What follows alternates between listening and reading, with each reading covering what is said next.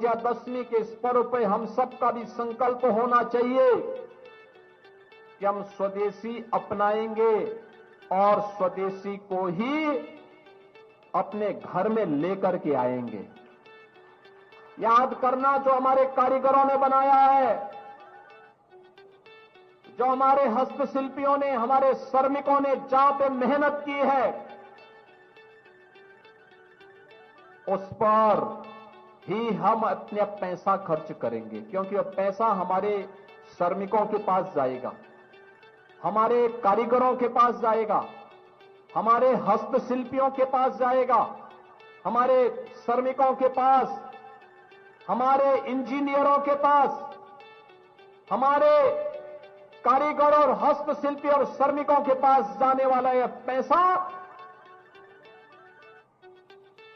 भारत का विकास करेगा, उत्तर प्रदेश को अग्रणी अर्थव्यवस्था के रूप में स्थापित करेगा।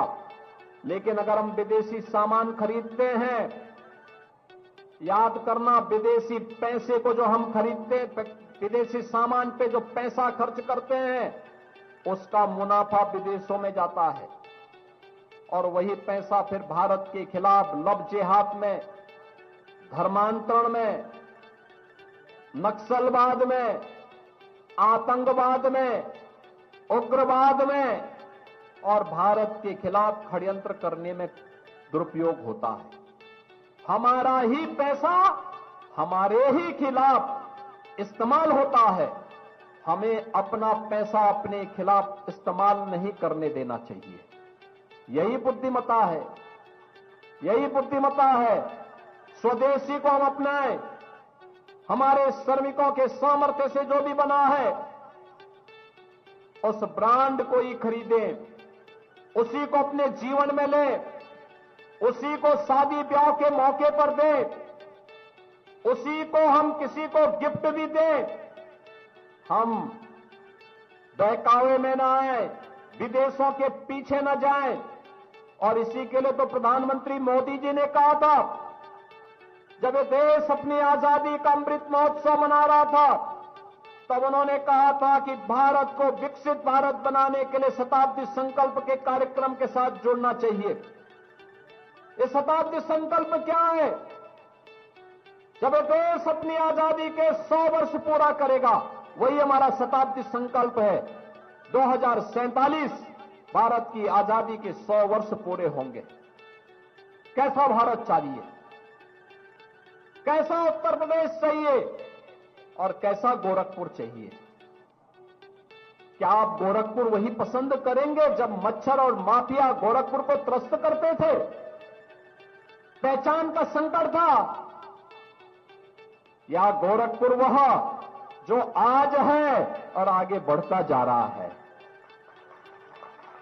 ये गोरखपुर, जिस गोरखपुर में मच्छर और माफिया की समस्या का समाधान हुआ, इंसेफ्लाइटिस की बीमारी इसका समाधान है।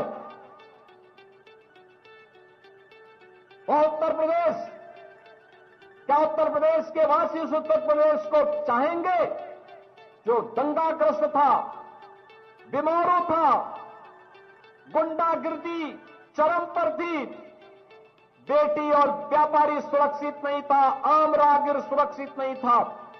ये पर्व और त्योहार जितने उत्साह और उमंग के साथ आज हम आयोजित कर रहे हैं, मना रहे हैं, आज से 8 साल पहले इसकी कल्पना भी लोगों के लिए अपने आप में एक सपना था। लेकिन आज ये सपना नहीं, आज ये हकीकत है। उत्तर प्रदेश अब बीमारू नहीं, भारत के विकास का ग्रोथ इंजन बनकर के भारत आगे बढ़ रहा है। एक नया उत्तर प्रदेश आगे बढ़ रहा है, देश की अर्थव्यवस्था में अग्रणी भूमिका के साथ आगे बढ़ रहा है। और भारत भी वह जो दुनिया का पिछलग्गू नहीं, बल्कि दुनिया को अपने पीछे चलने के लिए मजबूर कर दे। इस वित्तीय वर्ष के अंत में भारत दुनिया की तीसरी बड़ी अर्थव्यवस्था बनेगा।